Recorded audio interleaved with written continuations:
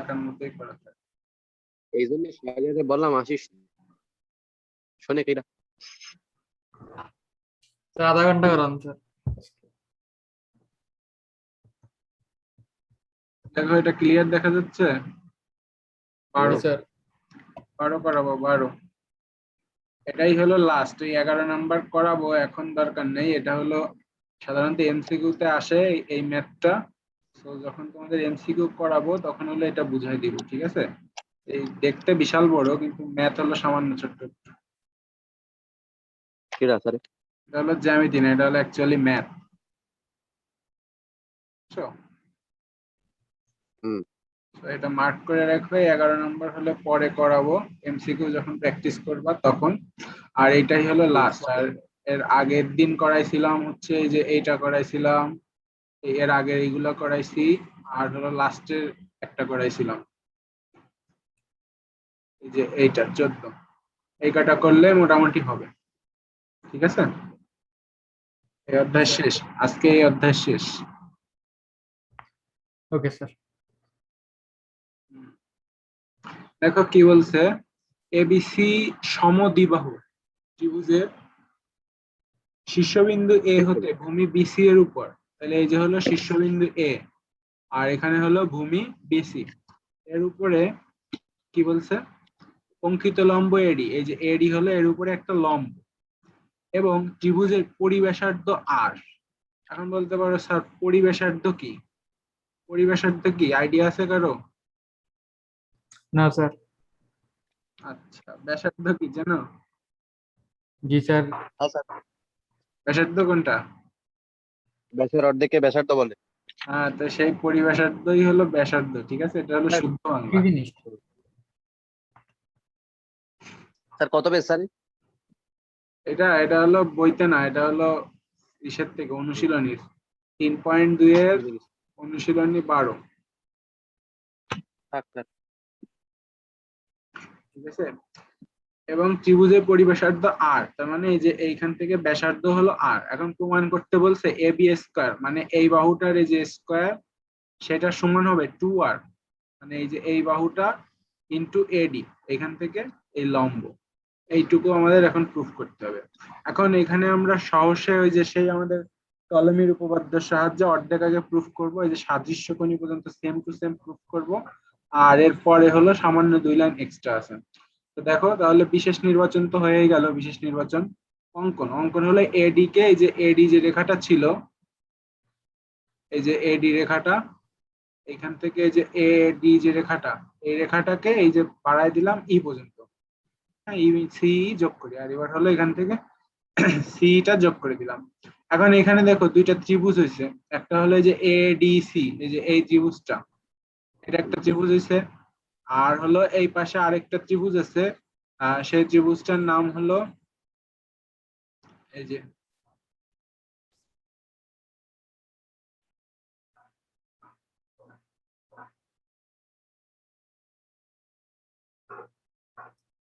Hello sir, বেঁচে আছেন? Hello, শুনতে পাচ্ছ না? তাদের মেরে ফেলবি? না হ্যাঁ, কোনো কথা বলছেন না তো? ও কিছুই শোনানি? কই না তো। না না স্যার, এত পর্যন্ত শুনেছি, এতক্ষণ চুপ করেছিলেন তো তাই।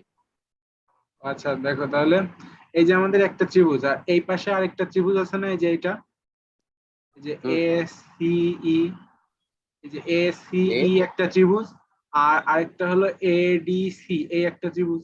এই দুইটা ত্রিভুজ না এখানে, মানে জি এই স্যার, যে যে একটা বড় একটা ত্রিভুজটা, ছোট। এটা হলো একটা ত্রিভুজ, আবার এইভাবে আরেকটা ত্রিভুজ গেছে না, এই যে এইখানে জি, একটা ত্রিভুজ, আর হলো এই মানে একটা ত্রিভুজ। এডিসি একটা ত্রিভুজ আর এসিই একটা ত্রিভুজ। হ্যাঁ হ্যাঁ হ্যাঁ হ্যাঁ, এই তো বুঝছো, ঠিক আছে? ধরো কালারটা যদি চেঞ্জ করে দিই, এই যে এইটা একটা ত্রিভুজ, আর হলো আমাদের এই যে লালটা বড়টা আরেকটা ত্রিভুজ। এখন এই দুইটা বুঝলাম। ত্রিভুজে কি কি মিল আছে সেটা আমাদের দেখতে হবে। এখন দেখো যেহেতু এটা ত্রিভুজ, এখন এই ত্রিভুজের এই কোণ তো উভয়েরই সমান, কারণ এটা উভয় ত্রিভুজেরই আছে, ঠিক? জি আচ্ছা, ঠিক আছে। একইভাবে এই যে এই কোণটা হলো 90 ডিগ্রি, ঠিক না? এই যে এ সিডি, মানে এই যে কি বলে এটা, নীল কালারের ত্রিভুজের জন্য এটা 90 ডিগ্রি হবে না? জি আচ্ছা, আর এই যে এই পাশে যে ত্রিভুজটা আছে এ সিই, এই যে এই কোণটাও 90 ডিগ্রি, কারণ ওই যে অর্ধবৃত্তস্থ কোণ এক সমকোণ, সেই সূত্র অনুসারে এটা 90 ডিগ্রি, তার মানে এই কোণটা আর এই কোণটা সমান। ঠিক আছে, জি এই যে দেখো এখানে স্যার লিখে দিছে। স্যার তাহলে ত্রিভুজটা কত ডিগ্রি স্যার? ত্রিভুজ ত্রিভুজ 180 ডিগ্রি 180 না? ডিগ্রি। না কিন্তু স্যার ওইটা এটা স্যার যদি 90 হয়, এ হ্যাঁ, আর সি আর এ সি আর এইটা দুইটা হলো কোণ, 90 ডিগ্রি, ঠিক আছে। আর এইখান থেকে এই এটাও। পর্যন্ত, মানে এই যে ও এইখানে আচ্ছা আচ্ছা। এক্সট্রা আছে, এই যে এখানে এতটুকু এক্সট্রা আছে। ও আচ্ছা আচ্ছা, ঠিক আছে। ক্লিয়ার? হ্যাঁ, আমি মনে করেছিলাম স্যার এ সি আর আর এ আর সি, এ যদি 90-90 হয় তাহলে আর সি এ কত ডিগ্রি? আচ্ছা, তাহলে অবশিষ্ট যে ত্রিভুজটা মানে কোণটা থাকবে, তাহলে সেই কোণটাও সমান হয়ে যাবে। জি স্যার। তাহলে যদি সমান হয়ে যায়, তাহলে আমরা বলতে পারি এই ত্রিভুজ দুইটা সাদৃশ্যকোণী। জি বলতে পারি। এবার যদি সাদৃশ্যকোণী হয়, তাহলে আমাদের এদের বাহুর অনুপাতটা লিখতে হবে। তাহলে দেখো এই ত্রিভুজের আমরা নিলাম এডি, এই যে এডি নিলাম, তাহলে এই ত্রিভুজের এডি হলো কি লম্ব না, এই যে এই ত্রিভুজটার লম্ব। জি আর এই ত্রিভুজের লম্ব কোনটা? এসি। হ্যাঁ, ঠিক কোন আছে, ত্রিভুজ স্যার? বুঝলাম না স্যার। A C. এখানে এই যে যে ছোট ত্রিভুজটা আছে, এই যে এই ত্রিভুজটা, মানে এডিসি। এই হ্যাঁ, ত্রিভুজের লম্ব কোনটা? এটা না? জি এডি, জি স্যার। আচ্ছা, আর এই পাশে যে আমাদের আরেকটা ত্রিভুজ আছে, এই যে এইটা, এটার লম্ব কোনটা? এটা না? হ্যাঁ জি স্যার, এ সি। তাহলে সেই যে লম্বের অনুপাত এডি বাই এসি, দেখো এই যে এডি হলো এখান থেকে এই ত্রিভুজের লম্ব, আর এসি হলো এই ত্রিভুজের লম্ব। লম্ব লম্ব নিলাম। হ্যাঁ, এখন আবার নিব হলো এই ত্রিভুজের জন্য, ছোট ত্রিভুজটার জন্য, আগের যে ত্রিভুজটা আঁকছিলাম প্রথমবারের যে ত্রিভুজটা, এই ত্রিভুজ, এই যে এই ত্রিভুজের জন্য এটার অতিভুজ কোনটা? এটা। জি আচ্ছা, আর আরেকটা ত্রিভুজের জন্য ওইটার অতিভুজ কত হবে? স্যার, এই যে এ এস। এ এই এই যে দেখো এই, তাহলে এটা বুঝছো? জি স্যার, আচ্ছা আচ্ছা। এই যে এইটা। হুম, বুঝলাম স্যার। আচ্ছা, এখন দেখো যদি আর গুণন করি, তাহলে কি এসি স্কয়ার হয়ে যাবে না? হ্যাঁ। আচ্ছা, আর এই পাশে গুণ করলে এই ইনটু এডি এটা আসে, মানে জাস্ট গুণ করে দিলে যা আসে তাই। এখন দেখো আমরা জানি কি এবি, এবি শুনলো। সমান এসি। কেন এসি বলতো? কারণ হলো কি এটা সমদ্বিবাহু ত্রিভুজ ছিল না? ও ও, জি স্যার। তাহলে দেখো এখন এখানে আমরা এসির জায়গায় লিখে দিলাম এবি স্কয়ার। হুম। ঠিক আছে, আর এখানে এটা এ ই, এটা দেখে আবার ভয় পেও না, এটা ই আছে। ঠিক আছে, এখানে এই যে আপসা হয়ে গেছে, এটা কিন্তু ই।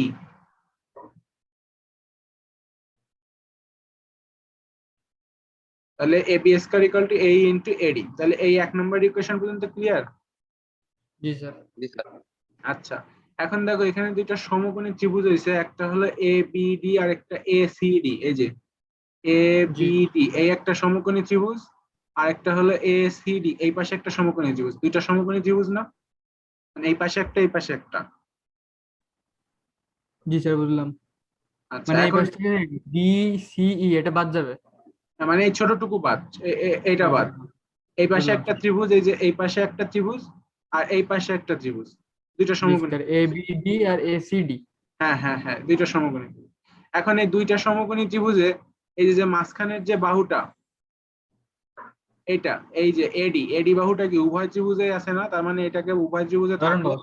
সেই বাহুকে বলা হয় সাধারণ বাহু। ঠিক আছে, জি স্যার। তাহলে এই বাহুটা সমান।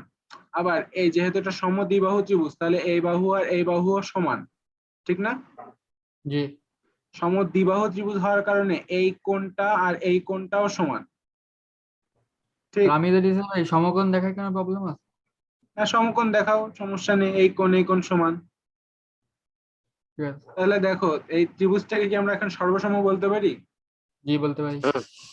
আচ্ছা, তাহলে দেখো এই যে এখানে এই যে সর্বসম বলছে, সর্বসম বললে আমাদের বাদ বাকি যে আরেকটা বাহু থাকে বিডি ইকুয়াল টু সিডি, মানে এইখান থেকে বিডি আর এখান থেকে সিডি দুইটাই সমান, এটা আমরা পেয়ে গেলাম।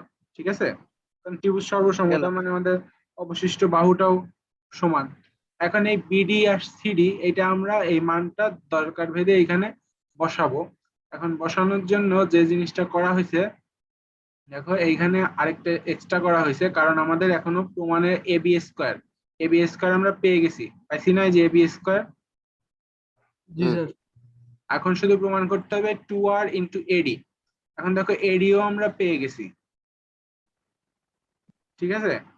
এখন হলো এই যেটা, তার মানে এই মানে কি এইখান থেকে এই পর্যন্ত না?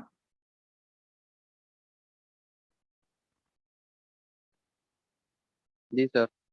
আচ্ছা, তাহলে এই হলো পুরো এই বৃত্তটার ব্যাস। এখন ব্যাস যদি হয়, তাহলে ব্যাসার্ধ আমরা তো ধরেই নিয়েছিলাম আর ছিল কি এই ত্রিভুজের পরিব্যাসার্ধ। বুঝে গেছি। তাহলে এই সমান কি 2r। 2r।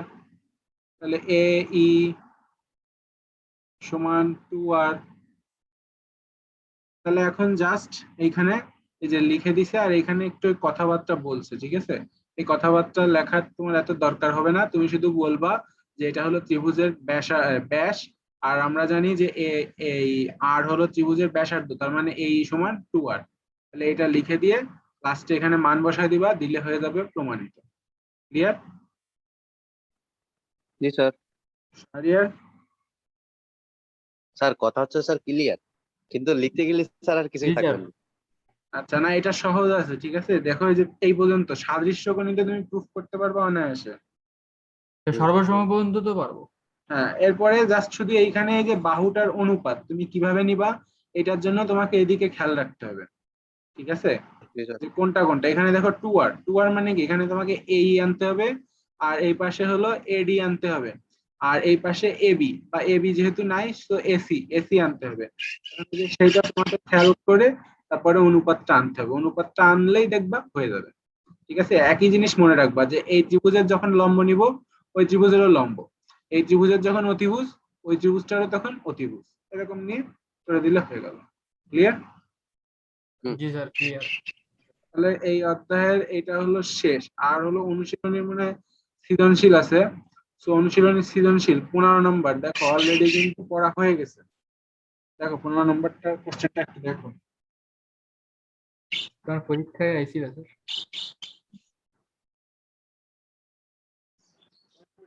এটা এটা করবো না। Sir, sir. আচ্ছা আচ্ছা স্যার, স্যার দেখেই চিনে ফেলেছি। দেখে জেনে ফেলছো, এই যে এটা তো এই যে অ্যাপোলোনিয়াসের সেই উপপাদ্য। জি স্যার। হুম। আচ্ছা, আর গ নাম্বারটা দেখো তো আরিন, চেনা চেনা লাগে কিনা। তিনটি বর্গের সমষ্টি 0 বিন্দু ও বিন্দু কত হতে শীর্ষ তিনটি আহ সমষ্টি 3। Sir, 1 minute. এটা স্যার মানে উপপাদ্য 4 নম্বর মনে হয়। এটা হলো ওই যে আমি একটা ছবি দিছিলাম, মনে আছে মাঝে? কোনটা স্যার? ওই যে একটা ছবি দিয়ে আমি পড়াইছিলাম না, প্রমাণ পড়াইছিলাম না, গ্রুপে একটা ছবি দিছিলাম তারপরে। ও স্যার, ওটা তো দেখিনি, ছিলাম না তো। ছিল না? দাঁড়াও, দেখছি। ছিল না তো? এটা তো না, অনেকদিন আগে, আরো প্রায় সপ্তাহখানেক আগের। সপ্তাহখানেক বলছি কেন, অনেকদিন আগের, মানে ঈদের ছুটির আগে করাইছিলাম। ও আরে স্যার, মনে নেই। তাহলে মনে নাই? স্যার এটা, ও আচ্ছা আচ্ছা, 1 মিনিট স্যার, মনে পড়ে স্যার। আপনি স্যার বাড়ি এসে বসা বুঝাই দিয়ে গেলেন সেটা স্যার? হ্যাঁ, ও হ্যাঁ, এই যে ঠিক আছে, দেখো, মনে পড়েছে। এটা দেখা যাচ্ছে, ক্লিয়ার দেখা যাচ্ছে। হ্যাঁ হ্যাঁ, বুঝে গেছি স্যার, বুঝে গেছি। এই যে এইটা। ওহো, তো সেই অঙ্ক। ঠিক আছে শাহরিয়ার, জি এটা স্যার। করবা, এটা হলো সহজ বেশি। হ্যাঁ জি স্যার। এই প্রমাণটা সহজ বেশি, এটা আগে খাতায় লিখবা, লিখে যদি না বুঝো আমার বাসায় চলে আসো, আমি বুঝাই দিব। আরিন যাবি?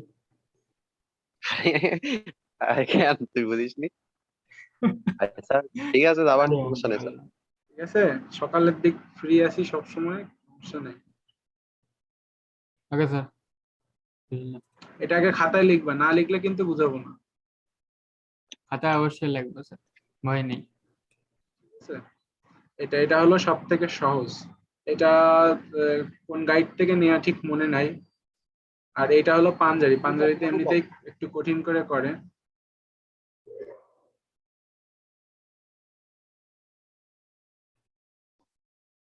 তো এই দুইটা জিনিস হলো পড়া থাকবে, সৃজনশীল 15 আর হলো এই যে এখান থেকে এই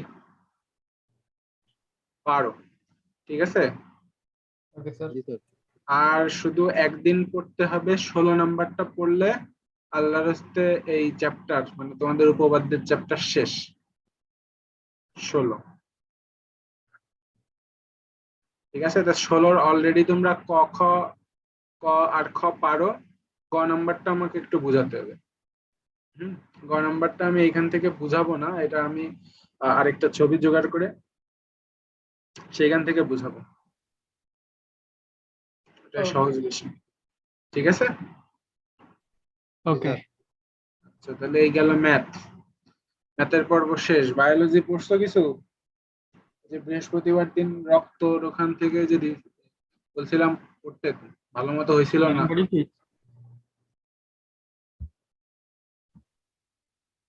তোমার হয়েছে তাই বলো। জি স্যার। স্যার আমি পড়ে গেছিলাম কিছু কিছু পড়ে স্যার। গেছিলা? না, ওই যে শাহরিয়ার ওদের তো আগের দিন পড়া হয়েছিল না, এজন্য আবার সেম ও পড়া ও দিছিলাম। স্যার আগে বলবেন না স্যার, সকালবেলায় মেরে দিতাম। ঠিক আছে, ষষ্ঠ অধ্যায় করাচ্ছিলাম মনে হয়। শাহরিয়ার হয়েছে আজকে? আপনি পড়া ধরেন স্যার। ওরা ধরবো? হ্যাঁ, বলো সিস্টল কাকে বলে? কহ শোনা। ওই দাঁড়া। দেখে সিস্টেমে বলো। দেখেন ভাই। এক মিনিট এক মিনিট এক মিনিট দাঁড়া।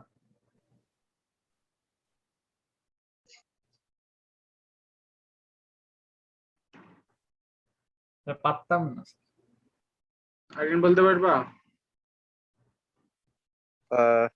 স্যার উচ্চচাপকে সিস্টল বলে।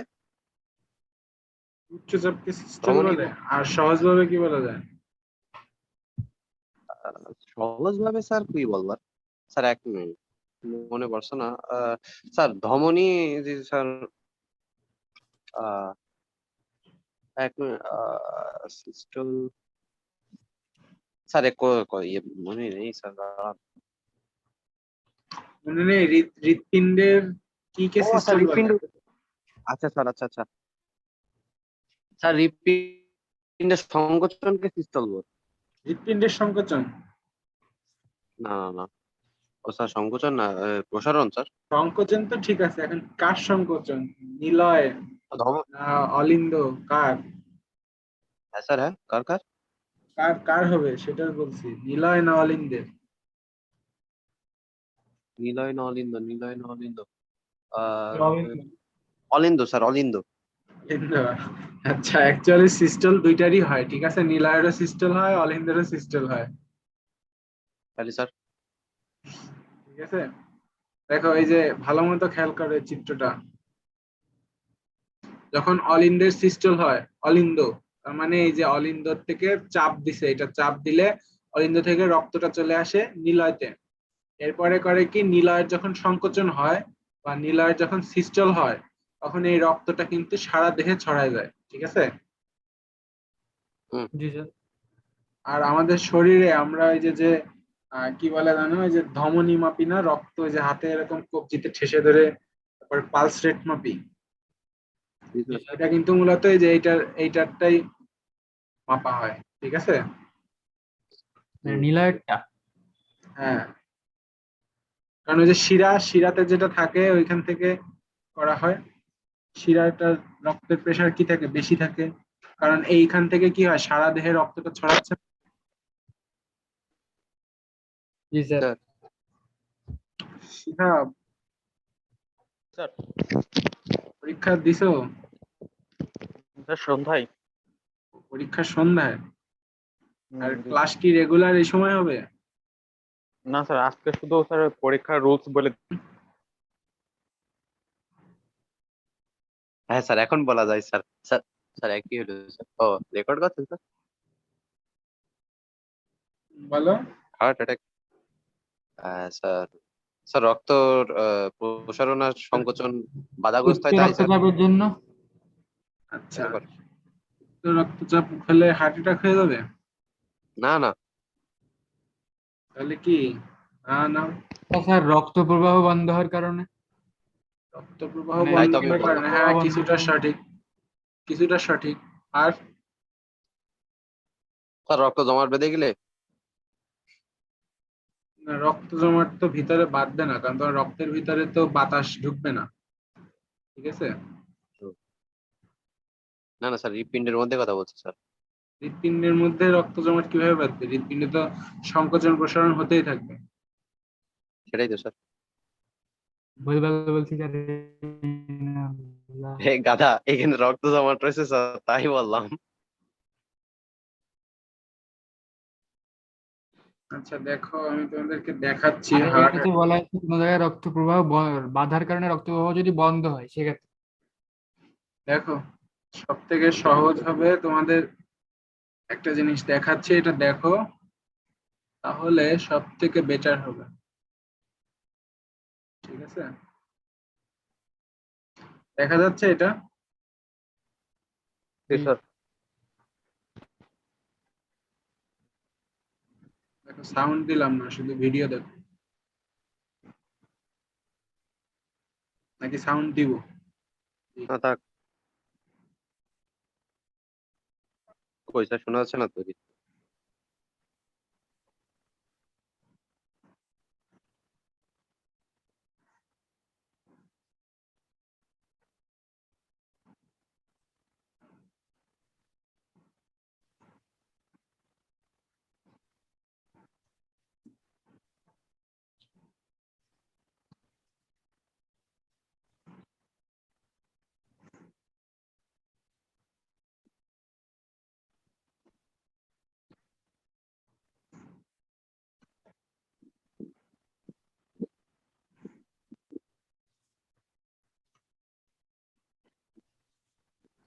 দেখো, এই যে এখানে দেখছো, এই যে এরকম ফুলে আছে, জি স্যার।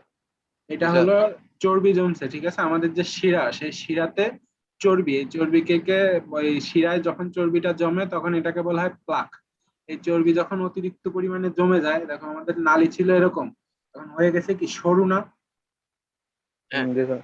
এখন ধরো যখন আমাদের অতিরিক্ত চিন্তা দুশ্চিন্তা হয়, তখন কি হবে? আমাদের রক্তের গতি বেড়ে যাবে, রক্ত দ্রুত ছোটাছুটি করা শুরু করবে। তখন কি হবে? অনেক রক্ত যখন যাওয়া শুরু করবে, তখন কি এখানে বাধাপ্রাপ্ত হবে না? ও, হুম। জি স্যার। তাহলে তখন হলো ওই যে আমাদের রক্তে পর্যাপ্ত রক্ত পাচ্ছে না শরীর, তখন হলো আমাদের শরীর অকেজো হয়ে যায়, সেটাকে হার্ট স্ট্রোক বলা হয়। দেখো, স্যার এই চর্বি জমার কারণটা কি? কিছু বলছো শাহরিয়ার? তো বলছি চর্বি জমার কারণটা কি? চর্বি জমার কারণ ওই যে ধরো অতিরিক্ত তেল জাতীয় খাবার খাওয়া, রেড মিট জাতীয় খাবার খাওয়া, তারপর সুষম খাদ্য ঠিকঠাক মতো না খাওয়া, স্যার এটা কি এগুলাই। শিরা না ধমা স্যার? এটা হলো শিরা, ধমনীর মধ্যে সাধারণত চর্বি জমে না, ঠিক আছে? বুঝলাম। তবে খুব কমই জমে।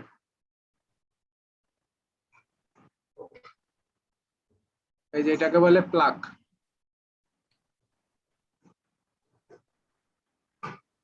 এই যে যখন এটা এরকম বেঁধে যাবে, তখন এই যে রক্তগুলা এখানে এসে আটকে যাবে, ঠিক আছে?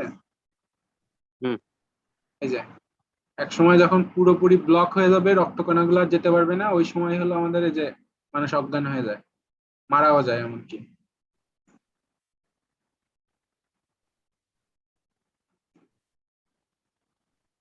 স্যার মানুষ কি এই জন্য মানুষকে রিং করায়? হ্যাঁ, কি বলছো? মানুষকে কি এই জন্য না না। রিং করায়? হ্যাঁ, রিং পরে হলো এই যে এই সমস্যা থেকে মুক্তি পাওয়ার জন্য, রিংও দেখবো আমরা, সমস্যা নেই। স্যার তাহলে শিরার মধ্যে কিভাবে রিং পড়ে? আর শিরার মধ্যে কিভাবে রিং পরে? আমাদের এন্ডোস্কোপি মেশিন আছে, মানে আমাদের বলতে হাসপাতালে, ঠিক আছে? এন্ডোস্কোপি মেশিনের সাহায্যে তোমার শরীরের ভিতরে ধরো মুখ থেকে ঢুকাতে পারে, বা আমাদের পায়ুপথ থেকে ওই মেশিন দিয়ে একটা নলের মতো, একটা পাইপের মতো ঢুকায়, বা অনেক সময় আছে নাভির ওই পেটের ওই আশপাশ দিয়ে ফুটা করে, ফুটা করে, বা এমন আছে আমাদের মূত্রথলির আশপাশ দিয়ে ফুটা করে এই ঢুকায়, নলটা ঢুকায়, তারপরে আমাদের অপারেশন করে ওই ইটা লাগায়, ঠিক আছে। জি স্যার। এটা হলো মানে কন্ডিশন বুঝে যে রোগীর মানে কোন রোগীর অবস্থা বুঝে, যে রোগী যদি বেশি সুস্থ থাকে তাহলে অন্যভাবে দেয়, আর যদি রোগীর অবস্থা বেশি সিরিয়াস হয় তখন আরো অন্যভাবে ইউজ করা হয়।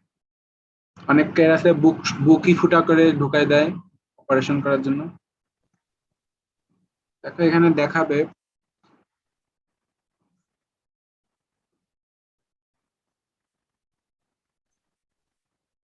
দেখো হার্ট অ্যাটাকের আরেকটা নাম হলো মায়োকার্ডিয়াল ইনফ্রাকশন, এটা মনে রাখবে, এটা তোমাদের বইতেও লেখা আছে।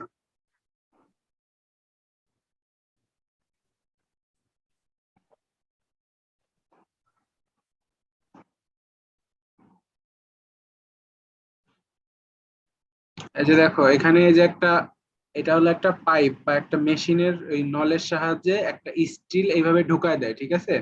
এই স্টিলটা হলো যখন আমাদের নালি দিয়ে ঢুকায় তখন হলো খুবই চিকন অবস্থায় মানে চুপসানো অবস্থায় ঢুকানো হয়। এরপরে কি করে, তারপর আওয়াজ এখানে হয়। এখানে বেলুন থাকে, এই বেলুনটা দিয়ে ফুলায়, ফুলায় এটাকে ফুলায় ওখানে সেট করে দেয়।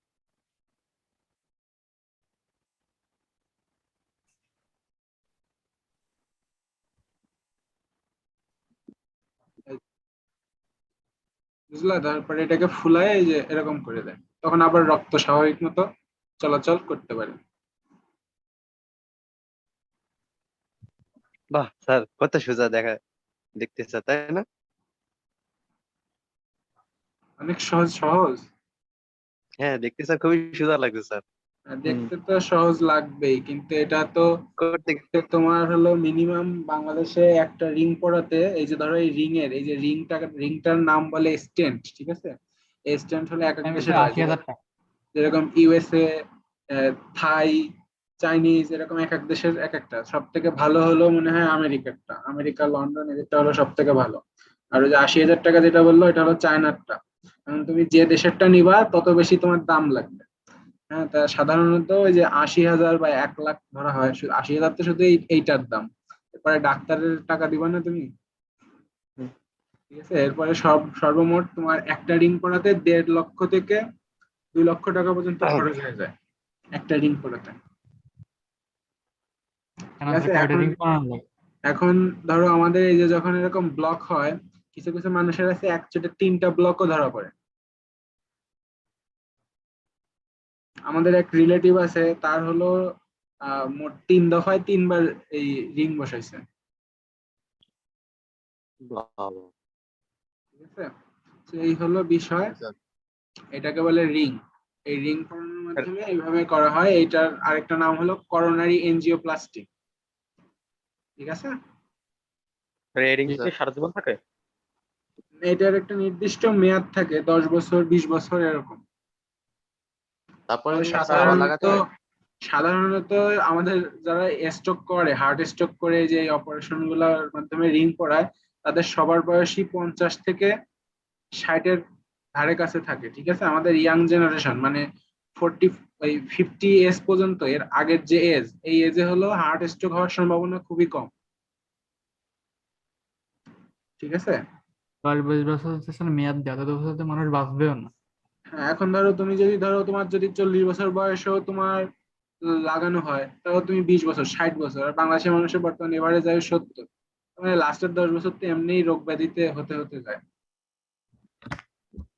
আর কারণ কয় সেই বছর ভালো হিসাবে থাকতে চায়? 50 বছর বয়সে লাগালে 70 বছর পর্যন্ত যায়, মানে মোটামুটি একটা মানুষের তার শেষ জীবনটা পার করে দেয় আর কি, ঠিক আছে। তবে ওষুধ তোমাকে সারা জীবনই খেতে হবে এই যে এই রিং লাগালে, কারণ তুমি বাইরে থেকে একটা রিং মানে একটা মেটাল তুমি শরীরের মধ্যে ঢুকাই দিচ্ছ, তাহলে সেটা তো তোমার শরীরের সাথে খাপ খাওয়াতে সারা জীবন ওষুধ খেতে হবে,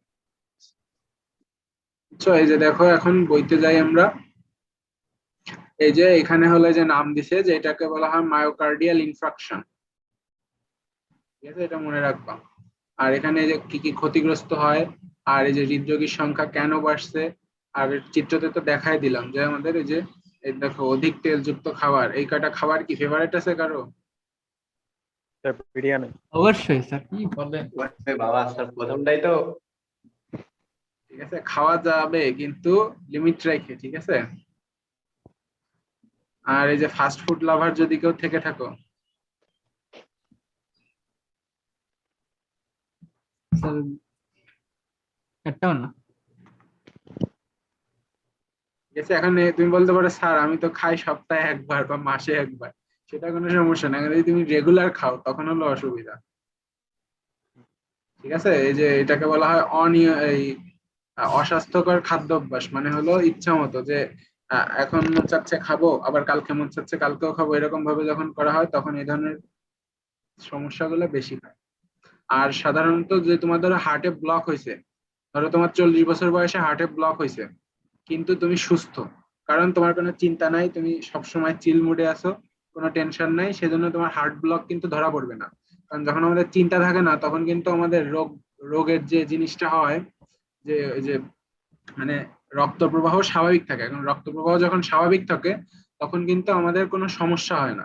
এখন যখন তুমি চিন্তা বেড়ে যাবে, তোমার হতাশা বাড়বে, তোমার হলো বিভিন্ন রোগ ব্যাধি বাড়বে, তখন হলো রক্ত প্রবাহ বেড়ে যায়। রক্ত প্রবাহ বেড়ে গেলে তখন কি হচ্ছে, অতিরিক্ত রক্ত যাওয়ার জন্য তখন ওই নালীটা চিকুন হয়ে গেছে, তখন ওখান থেকে অতিরিক্ত রক্ত যেতে পারছে না, তখন হলো ওই যে ওই রক্তগুলা প্লাক আকারে, ওই সরি প্লাকে হলো রক্ত কণাগুলা বেঁধে যায়, বেঁধে তারপরে এই যে আমরা স্ট্রোক করি। ঠিক আছে, সাধারণত 50-60 বছর বয়সের দিকেই স্ট্রোক জনিত ইস্যুটা বেশি হয়। যেরকম দেখে থাকবা সিনেমায়, এই কি বলে নায়িকার বাবা বা অমুক তমুক, কোনো নিউজ শুনলেই হার্ট অ্যাটাক করে যায়, ঠিক না? এরকম হয় না? জি স্যার। জি স্যার। দেখছো কখনো যে ওই যে কোনো নিউজ শুনে যে নায়িকা পলাই গেছে অমুক তমুক, হার্ট অ্যাটাক করে হাসপাতালে ভর্তি হয়ে যায়? আচ্ছা, এই জি স্যার। কোশ্চেনটা হলো আমাদের কলেজে থাকতে এক ছেলে আমাদের ম্যাডামকে করছিল যে ম্যাম, আপনি তো বলতেছেন যে এখানে হার্ট অ্যাটাক হয় হলে এই সমস্ত কারণে, তা আমাদের এই যে সিনেমাতে যেটা আমরা দেখি যে পলায় যাচ্ছে কেউ বা কোনো খারাপ সংবাদ শুনছে, সাথে সাথে হার্ট অ্যাটাক করে করে মারাও যায়। পরে ম্যাম বুঝালো যে আমরা যখন স্বাভাবিক অবস্থায় থাকি তখন আমাদের এখান থেকে রক্ত চিকুন, এটা ধরো অনেক চিকুন হয়ে আছে, এখান থেকে রক্ত যেতে পারে, কোনো সমস্যা হয় না। এখন যখন অনেক পরিমাণে রক্ত আসবে তখন যেতে গেলে সমস্যা। তখন হলো ওই যে যখন হঠাৎ করে একটা নিউজ শুনবা, হঠাৎ করে একটা খারাপ নিউজ শোনা হয়, তখন হলো আমাদের দুশ্চিন্তা হতাশা বেড়ে যায়, তখন হলো রক্ত গতি বেড়ে যায়, রক্ত সরবরাহের পরিমাণ বেড়ে যায়, তখন হলো গিয়ে সমস্যা। ঠিক আছে, কারণ তুমি যদি প্রতিনিয়ত ব্যায়াম করো, দৌড়াও, লাফাও, ঝাঁপাও, মানে এই যে নির্দিষ্ট বয়স পর্যন্ত 60-70 বছর বয়স পর্যন্ত, 60-70 বয়সে গিয়ে তুমি আর লাফাতে পারবে না, তখন তুমি হাঁটতে পারবা, দৌড়াতে পারবা। এইগুলো যদি কন্টিনিউয়াস করো তখন হলো সাধারণত এইটা কমে যায়। আর অনেক সময় আছে এই যে প্লাকটা থাকে বা এই যে চর্বি কণাগুলো আছে, এটা হলো ওষুধ যখন অল্প মাত্রায় থাকে তখন ওষুধ খেলে বা ডাক্তারের পরামর্শ অনুযায়ী চললে এটা কেটে যায়। ঠিক আছে, বর্তমানে এমনও ওষুধ আছে যে তুমি ওষুধ খাবা, ওষুধ খেয়ে এখান থেকে এই প্লাক কেটে যাবে, মানে কিছুটা হলেও কমে যাবে। স্যার ল্যাপটপের মাইক্রোফোন কোন জায়গায় স্যার? কেন সমস্যা? না স্যার, কোনো জায়গায় খুঁজে পাচ্ছি না। তোমার ল্যাপটপে ক্যামেরা দেখো, ক্যামেরা দিয়ে ক্যামেরার পাশে দেখো একটা ফুটা আছে, দেখছো? ক্যামেরার পাশে তো স্যার 3টে ফুটো, একটা আলো জ্বলে আর পাশে 2টো ফুটো আছে। হ্যাঁ, ওই একটা হলো নয়েজ ক্যান্সেলেশন আর একটা হলো মাইক্রোফোন, মানে একটা ফার্স্ট মাইক্রোফোন একটা সেকেন্ডারি মাইক্রোফোন। ও আচ্ছা আচ্ছা।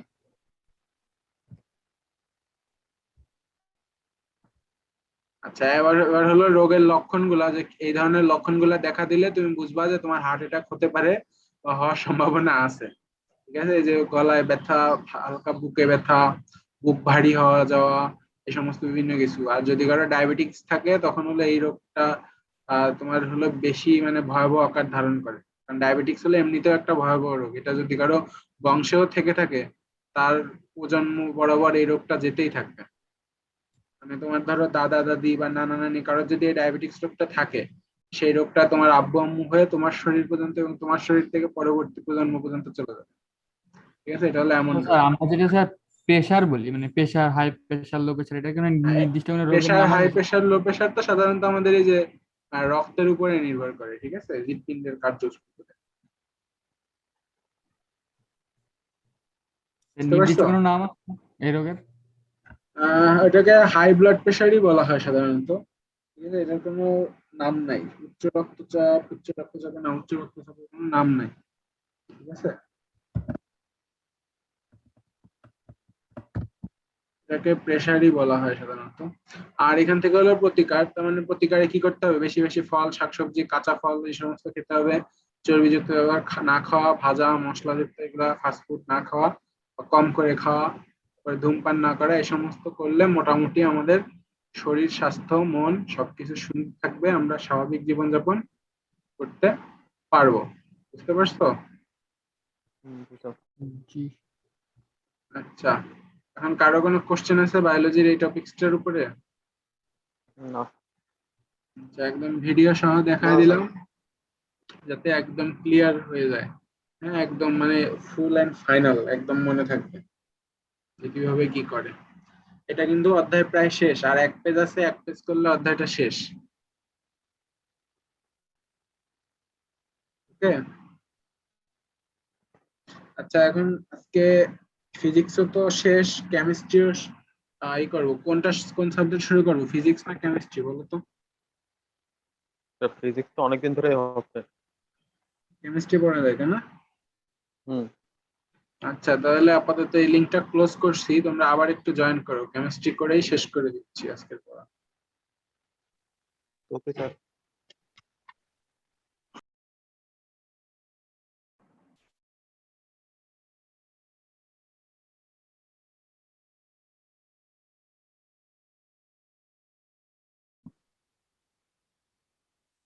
দেখো এখানে বলছে মোলের ধারণা, রাসায়নিক গণনা। হ্যাঁ, মোল, মোল জিনিসটা কি কারো ধারণা আছে? স্যার মোল একটা স্যার পরিমাপ, যেমন স্যার 1 মোল পানি, ওইভাবে তো স্যার বলতে পারছি না, মানে কি বলবো, কি বলবা? পদার্থের পরিমাণ, ওই একই স্যার। পরিমাণের একক। আচ্ছা, তার হ্যাঁ, মানে সেটাই। মোল, ঠিক আছে, আমি যদি বলি এক মোল, এক মোল পানি মানে হলো এক মোল H2O। হুম। H2O মানে হলো H2O এর ভর বের করতে পারো এখান থেকে? হয় না তো। আচ্ছা, হাইড্রোজেনের ভর কত? এক। এক। এক, 1 গুণ 2 যোগ অক্সিজেনের ভর কত? আর 16। 8। এটা কি? হলো পারমাণবিক সংখ্যা 8, ভর 16। ও, ও ভর 16। 16, তাই বলেন স্যার। তাহলে দেখো 2 1 কে 2, এই 2 হলো এই যে H2, সেই জন্য 2 গুণ হয়েছে, তাহলে 2 আর 16 কত হয়, 18। ঠিক হুম। আছে, তাহলে 18 ওকে। গ্রাম, তার মানে 1 মোল পানি মানে হলো 18 গ্রাম পানি। ওহো। ক্লিয়ার? জি ইও স্যার। ক্লিয়ার। এখন যদি তোমাকে আমি বলি যে 1 মোল, যে ধরো এটা না, 1 মোল হলো কার্বন ডাই অক্সাইড CO2, কত হবে বলো তো আরিন? স্যার কার্বন হচ্ছে 1 মিনিট, স্যার কার্বনের ভর কত, 6 না 12 না? ধরো, সবাই হিসাব করো দেখি কার কত আসে। স্যার 1 মিনিট করছি স্যার। অক্সিজেনের 16 দেখুন, 32। স্যার কার্বনের ভর কত? আরো 12। 12। আচ্ছা স্যার। আহ, স্যার 44। 44, সবার একই আসছে? জি স্যার। তাহলে 1 মোল কার্বন ডাই অক্সাইড মানে হলো 44 গ্রাম কার্বন ডাই অক্সাইড, ঠিক আছে, এটাই হলো 1 মোল। তার মানে 1 মোল বলতে বোঝায় ওই মৌলে কি পরিমাণ পরমাণু বা কি পরিমাণ মানে ভর উপস্থিত আছে সেটা। ক্লিয়ার? জি স্যার। এখন এই মোল নিয়ে কিন্তু আরো অনেক আলোচনা আছে, এইটা হলো একটা। এরপরে কিন্তু কনফিউশন আস্তে আস্তে বাড়বে, তখন কিন্তু তোমরা আমারে কোশ্চেন করবা, যত বেশি অধ্যায় কোশ্চেন করবা তোমরা কিন্তু তত বেশি শিখতে পারবা। ঠিক আছে, তোমরা যদি জি এবার স্যার। তো কোশ্চেন করে ফাটাই ফেলাই দেবো। কোশ্চেন না করো তাহলে কিন্তু এই অধ্যায় সম্পর্কে কিছুই জানতে পারবে না। দেখো, এবার আমরা চলে আসি অধ্যায়ের ভিতরে। এখানে যে কি আছে এটা,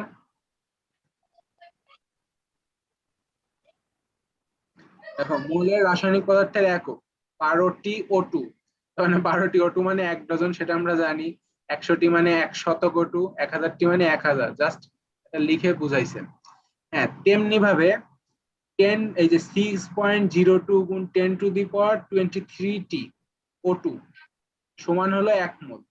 ঠিক আছে, দেখো এখন কিন্তু 1 মোল আবার একটু চেঞ্জ হয়ে গেছে, তার মানে এই যে যে 1 মোল বলছিলাম, 1 মোল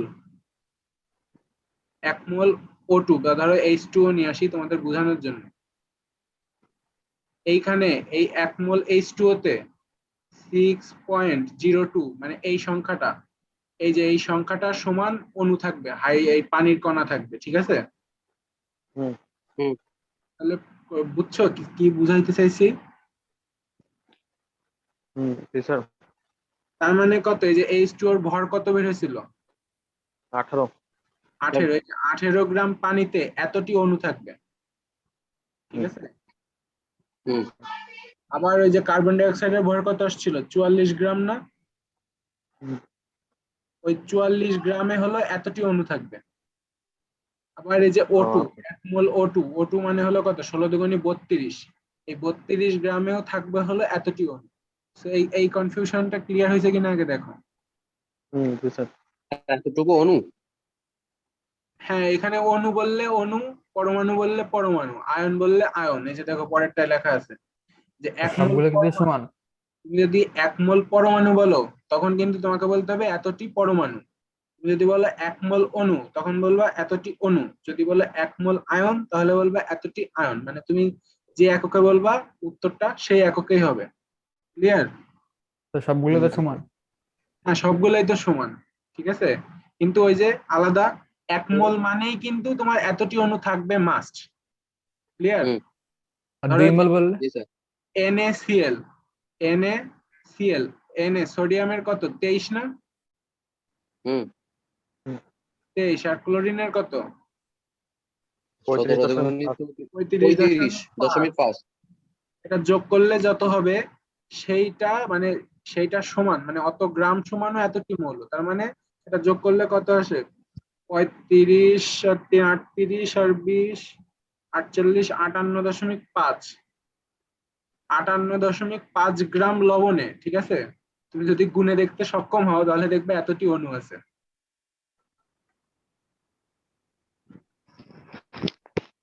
কিছু বুঝলা? জি স্যার। জি স্যার। আচ্ছা, শাহরিয়ার কোনো কোশ্চেন আছে এখানে তাহলে? স্যার বল। মিউট করে ফেলছো, কথা বলো। Sorry, 6.2 six into point 10 to the zero to power 23 হলো আপনার প্রত্যেকটা মোলে, মানে এক হ্যাঁ মোলে। মোলের জন্য, এক প্রত্যেকটা 1 মোলের জন্য। স্যার দুইটা মোল হলে? দুইটা মৌল হলে তাহলে তুমি এর সাথে 2 গুণ করবা, এই যে অ্যান্সারটার সাথে 2 গুণ করে দিবা। সিম্পল। ওকে এর স্যার। সাথে গুণ 2, তখন এটা হয়ে যাবে 12.04। আর এখানে 10 টু দি পাওয়ার একই থাকবে। ক্যালকুলেটরে করে দেখবা এই অ্যান্সারটা আসবে। বুঝলাম স্যার। এখন দেখো এই যে 6.02 10 টু দি পাওয়ার 23, এটাকে বলা হয় অ্যাভোগাড্রোর সংখ্যা। এটা হলো বিজ্ঞানী অ্যাভোগাড্রো জি স্যার। সর্বপ্রথম এই বিষয়টা বা এই জিনিসটা সে সর্বপ্রথম আবিষ্কার করছিল বা আলোচনায় নিয়ে আসছিল, ঠিক আছে? সেজন্য তার নাম অনুসারে এই সংখ্যাটাকে অ্যাভোগাড্রো সংখ্যাও বলা হয়। এইটাকে আরো একটা জিনিস দ্বারা ডিনোট করা হয়, Na। এটাকে 6. Na দ্বারাও ডিনোট করা হয়, ঠিক আছে? অনেক সময় Na সমান এই মানটা, মানে Na বলতে এই মানটা বোঝায়, Na। বড় হাতের N, ছোট হাত এই বড় হাতেরই A, কিন্তু N এর নিচে, মানে এই যে N বুঝছি স্যার। এর নিচে ছোট করে A থাকবে। বড় হাতের না ছোট করে? দুইটাই বড় হাতের, N ও বড় হাতের, A ও বড় হয়তো। হাতের, এরকম, ঠিক আছে? এটাই হলো অ্যাভোগাড্রোর সংখ্যা। ঠিক আছে, এটা পরমাণুর জন্য একই, অণুর জন্য একই, আয়নের জন্য একই। এবার দেখো এই লাইনটা বোঝো কিনা, এই যে এইটা আমি যেটা এতক্ষণ ধরে বুঝালাম, এই প্যারাটা বোঝো কিনা দেখো।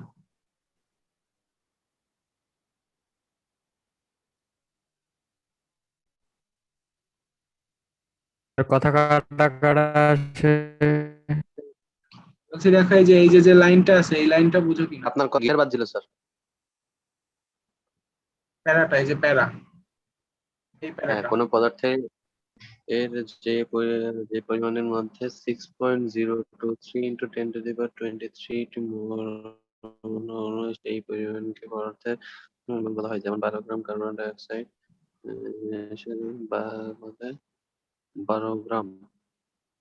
স্যার এখানে 12 গ্রাম সমান 1 মোল ধরেছে নাকি?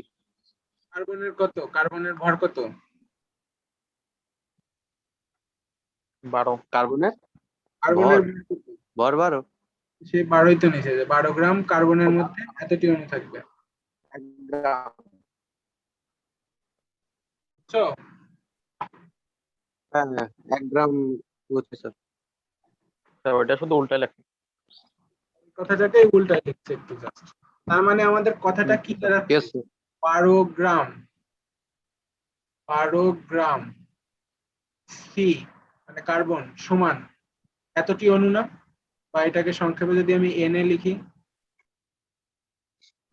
এটা না, এটা বলা যায় না? Yes sir. তাহলে 1 গ্রাম যদি বলি 1 গ্রাম সি সমান কত, তাহলে কি করা যাবে? এন এ কে দিয়ে ওই 12 দিয়ে ভাগ দিবা না? হুম। আচ্ছা, তারপরে যে অ্যান্সারটা আসবে সেটাই হবে আমাদের 1 গ্রাম কার্বনের জন্য। তোমাদের পরীক্ষায় কিন্তু এই জিনিসটাই বেশি আসবে। হ্যাঁ, তোমাকে কখনোই বলবে না 12 গ্রামে, তোমাকে বলবে 1 গ্রাম কার্বনে বা 1 গ্রাম পানিতে বা 1 গ্রাম O2 তে কয়টি অণু আছে। এখন বুঝছো? তোমাকে কিন্তু একটু ঐকিক নিয়ম করতে হবে। ক্লিয়ার? হ্যাঁ জি। Yes sir. শাহরিয়ার? নেই। Clear sir. আচ্ছা, এখন দেখো এই যে এই কথাটা বোঝো কিনা দেখো। আমার বোঝানো এখান থেকে শেষ, এখন তোমরা বুঝো কিনা শুধু দেখো। হ্যাঁ বুঝে গেছি স্যার। শিহাব? 1 minute sir. দেখো দেখো, সমস্যা নেই। স্যার 12 গ্রামে যেহেতু আপনার 1 মোল থাকে, অর্থাৎ 6.023 × 10⁻23, তাই 18 গ্রামে একই আসতে যাবে। ওটা কার্বন আর এটা অক্সিজেন। পানি, পানি H2O। পানি, হ্যাঁ পানি। স্যার বুঝছি স্যার। পানির ওই যে বের করছিলাম না ওখানে, ও কি দিয়ে? বুঝলাম, হ্যাঁ ঠিক আছে ঠিক আছে ঠিক আছে, বুঝলাম স্যার। এটা কিন্তু ঘোলাওয়া না, এটা কিন্তু দেখো এই যে 12 গ্রাম কার্বনের জন্য এনএ, তাহলে 1 হুম। গ্রামের জন্য এনএ ভাগ 12। এখানে যদি বলতো যে কার্বন না দিয়ে পরীক্ষায় দিয়ে দিল পানি, তাহলে হবে কত? 18 গ্রাম পানিতে আছে এতটি অণু, অতএব 1 গ্রাম পানিতে আছে এনএ ভাগ 18। ঠিক আছে? সব জায়গায় কি এনে হবে? হ্যাঁ, এন এর মান সব জায়গায় থাকবে। এনএ মানে হলো এই যে অ্যাভোগাড্রোর সংখ্যা। স্যার এটা তো প্রশ্নে দিয়ে দেবে না। এন এর মান এটা প্রশ্নে দিবে না, এটা তোমাকে মুখস্থ রাখতে হবে। আর 2 হলো তোমার ক্যালকুলেটরের পিছনে যে যে একটা চার্ট শিট আছে, ওই চার্ট শিটেও পাবা এই মানটা। ঠিক আছে? এটা কখনোই দিয়ে দিবে না পরীক্ষায়, কখনো না, শিওর থাকো। এবার দেখো এই যে আণবিক ভর বের করা। আণবিক ভর মানে এই যে আমাদের এইটার এই যে ভর বা ওজন বের করছিলাম ওইটা। এখন দেখো এই যে আণবিক ভর কিভাবে বের করছি আমরা। হাউ? Cl2, তাহলে Cl2 মানে কত? এই দুই, দুই সাথে ক্লোরিনের যে পারমাণবিক ভর 35.5, সেটা গুণ করে পাইলাম 71। তার মানে 1 মোল Cl2 সমান 71 গ্রাম Cl2। হ্যাঁ স্যার বুঝি। ক্লিয়ার? এগুলো বুঝছি স্যার। ক্লোরিন। ইয়ো। জি স্যার। আচ্ছা, এবার এই লাইনটা দেখো, NaCl অণুতে এখানে কয়টা Na আছে? একটা। একটা। তাহলে এখানে একটি Na ও একটা Cl পরমাণু আছে। ঠিক আছে? এখন এটার ভর বের করো। ভর বের করলে ওই যে একটু আগে বের করছিলাম 58.5। তাহলে 1 মোল NaCl সমান 58.5 গ্রাম NaCl। তো এগুলো তো সব তোমাদের বুঝাই ফেলছি অলরেডি। ঠিক আছে? এই ভর বের করা, এই আণবিক ভর, এইগুলাকে বলা হয় আণবিক ভর। এই ভর থেকে কিন্তু তোমাদের যদি ভাগ্য ভালো থাকে, গ নাম্বারে মানে 3 মার্কের কোশ্চেনেও কিন্তু এটা আসে। সো এখান থেকে কিন্তু এগুলা ভালো মতো করতে হবে প্রত্যেকটা, ওই যে প্রথম 30টার ভর সহ একদম টানা মুখস্থ রাখতে হবে। এবার দেখো এই যে CuSO4 × 5H2, এটা কার সংকেত? স্যার হচ্ছে স্যার তুতে তুতে। এটা হলো তুতের সংকেত। তাহলে এখানে কপার আছে একটা, সালফার আছে একটা, অক্সিজেন আছে কয়টা? এই যে 4, আর এই যে দেখো আর এখানে ইনটু 5। ছিল, আর এই হলো 9টা। তাহলে মোট আছে 9টা। আর হাইড্রোজেন আছে 5 দুগুণী 10। 6। 10। 10। তাহলে এবার এই যে তুমি সবগুলা দিয়ে গুণ করো। এই যে দেখো 1 গুণ 63.5, 63 হলো এই যে কপারের 63.5, 1 গুণ 32 মানে হলো এই যে অক্সিজেন, এই বলে এটা সালফার 32-এর সাথে 1 গুণ, আবার 9 গুণ 16 মানে অক্সিজেন 9টা তার সাথে 16 গুণ, আর হলো 10 গুণ 1, তার মানে এই যে 10 হাইড্রোজেনের 1 ভর তার গুণ করলাম, গুণ করে আমরা মোট পেলাম 249.5 গ্রাম, তার মানে 249.5 গ্রাম এই তুতে সমান হলো 1 মোল। ক্লিয়ার? আর কত বলবো স্যার স্যার, বুঝেছি স্যার। একদম ক্লিয়ার কিন্তু এই টপিকসটা। হ্যাঁ স্যার, 15টা এক্সাম্পল দিলে স্যার থাকবে না? এখন দেখো এই যে সমস্যা পর্যন্ত হলো আজকে আমাদের সমস্যা শেষ, মানে পড়া শেষ এই পর্যন্ত, এই পেজ পর্যন্ত। এটা কত 112 পেজ পর্যন্ত শেষ পড়া। এখন দেখো একটি H2O অণুর ভর কত, কি মনে পড়তেছে? 18। একটি H2O এর ভর 18, এই তো ভুল করলাম প্রথমে। একটি H2O এর ভর, ও আচ্ছা স্যার 1 মিনিট, 18 গ্রাম স্যার। 16 8 1 আচ্ছা 13, এই 13 কোথা থেকে স্যার? 16 17 না? এক না 1 মিনিট, মোল, এটা ছিল 1 মোল। হ্যাঁ 1 মোল H2O সমান কত, কয়টা অণু? 6.024 6.023 into 10 to the power 23। হ্যাঁ, তাহলে সেটাকে আমরা এনে লিখলাম। তার মানে কি এখানে এনে, তার মানে এটাকে যদি ঘুরাই লিখি, এনে সমান হলো কত? 1 মোল। 1 মোল 18 গ্রাম, এটা লেখা যায়? হ্যাঁ জি স্যার। যায়। তাহলে একটি অণু হুম, সমান কত আসবে? 18 ভাগ এনে আসবে না? ও জি আচ্ছা। দেখো এই যে হুম, এটা। ও আচ্ছা আচ্ছা স্যার, ঠিক বের আছে? করতে কি বলেছে স্যার? ভর?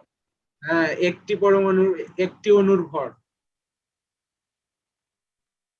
তোমাকে এখানে ওই একটি পানি অণুর ভর। দেখো এই যে এই লাইনটা বুঝছো কিনা, যে 1 মোল H2O সমান 18 গ্রাম স্যার H2O। এখানে যদি, আবার আমরা জানি 18 গ্রাম H2O তে আছে এতটি অণু। তাহলে এবার কথাটাকে ঘুরাই লিখি যে এতটি অণু আছে, এতটি অণুর ভর এত গ্রাম, অতএব একটি অণুর ভর এইটা ভাগ এইটা, এই যে সেটা। এবার বলো। স্যার যদি এখানে 1 মোল পরমাণু বলতো তাও কি স্যার সেমই আসতো? সেমই আসতো। অণু, পরমাণু, আয়ন তিনটার জন্যই অ্যান্সার একই আসবে। ঠিক আচ্ছা আছে, শুধু বুঝছি। খেয়াল রাখবা তোমার এখানে যদি অণু বলে তুমি অ্যান্সারটা অণুতে লিখবা। একটি স্যার 1 মিনিট, NaCl মানে সোডিয়াম ক্লোরাইড অণুর ভর কত, মানে তাহলে আপনার এখানে সোডিয়াম ক্লোরাইডের কত স্যার? এই যে সোডিয়াম ক্লোরাইড। ক্লোরাইড 58.5। তাহলে 58.5 বাই Na, তাই তো? হ্যাঁ হ্যাঁ হ্যাঁ, ক্লিয়ার এই সমস্যাটা? জি স্যার, বুঝলাম। আচ্ছা, যদি এখানে আসতো যে একটি CO2 অণুর ভর কত, তাহলে কি অ্যান্সার হতো কত? 44 বাই Na। হ্যাঁ, ঠিক আছে।